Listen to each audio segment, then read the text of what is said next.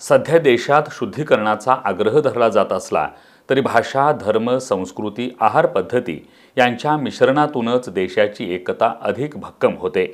त्यामुळे देशात असलेली विविधता जपणं गरजेचं आहे, असं प्रतिपादन कर्नाटकातील हंपी विद्यापीठाचे डॉक्टर रहमत तरीकेरी यांनी केलं। ते कॉम्रेड अवी पानसरे व्याख्यानमालेत बोलत होते। राजर्षी शाहू स्मारक भवनात श्रमिक प्रतिष्ठानच्या वतीनं कॉम्रेड अवी पानसरे व्याख्यानमालेचं आयोजन करण्यात आलं। या व्याख्यानमालेत शनिवारी सायंकाळी डॉक्टर रहमत तरीकेरी यांनी बहुसांस्कृतिकता आणि बहुसंख्याकवाद या विषयावर आपले विचार मांडले। त्यांनी देशाच्या वेगवेगळ्या प्रांतांमधील भाषांपासून खाद्यपदार्थांपर्यंतची वैविध्याची उदाहरणं देत हे वैविध्य अबाधित राखण्यातच देशाची एकता टिकून राहणार असल्याचं नमूद केलं। सध्या हुकुमशाही पद्धतीनं अवघा देश एकाच विचारांचा असावा या हेतूनं काही समाज घटकांना प्रवाहातून बाहेर ढकलण्याचा जो प्रयत्न होतोय तो घातक असल्याचं मत डॉक्टर तरीकेरी यांनी व्यक्त केलं। सध्या काही राजकीय पक्षांकडून देशानं आजवर जपलेल्या विविधतेलाच छेद देण्याचा प्रयत्न केला जात असून त्याला उत्तर देण्यासाठी विविधतेचं बहुत्वात रूपांतर करण्याची गरज असल्याचं नमूद करत डॉक्टर तरीकेरी यांनी भाषा, धर्म, संस्कृती यांच्या शुद्धीकरणाऐवजी त्यांच्या मिश्रणात आणि संकरात देशाची खरी ताकद आहे असं प्रतिपादन केलं। बहुत्व का ध्यान करना, डाइवर्सिटी को संभालना मेरे ख्याल में एक डेमोक्रेटिक एक्ट है। It's a politics, it's a cultural politics of saving this country, saving this beautiful country, saving the beautiful culture, our arts।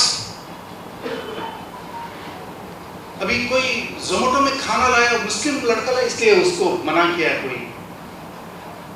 हमारे कई टेम्पल्स में साउथ केरला में मुस्लिम शहनाई बजाते हैं, बिस्मिल्लाह खान तो मांग में गंगा के तट में वो शहनाई, ऐसा ही बना कल्चर।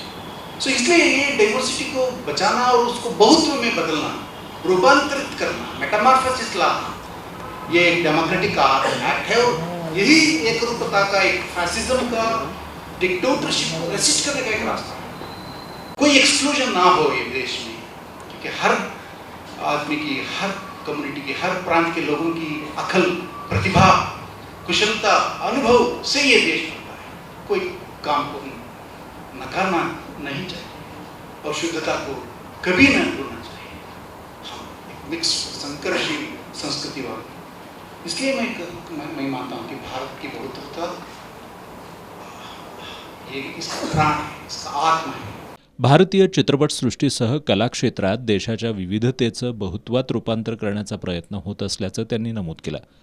मुस्लिम कलाकारांकडून हिंदू मंदिरांमध्ये सादर केली जाणारी गायन आणि वादन कला, मुस्लिम कवी गीतकारांची हिंदू धर्माचा गोडवा गाणारी अजरामर गीतं ही या सांस्कृतिक बहुत्वाचीच उदाहरणं असल्याचं डॉक्टर तरीकेरी यांनी नमूद केलं। डॉक्टर रणधीर शिंदे यांनी अध्यक्षीय मनोगतातून देशात सध्या एकवाक्यता, एकसारखेपणा आणत जे सपाटीकरण करण्याचा प्रयत्न सुरू आहे ते देशासाठी घातक असल्याचं नमूद केलं। त्यांनी महाराष्ट्राच्या संत परंपरेतील मुस्लिम संतांच्या योगदानाची माहिती देत देशानं आणि महाराष्ट्रानं जपलेली सहिष्णुता अबाधित राखण्याची गरज असल्याचं नमूद केलं।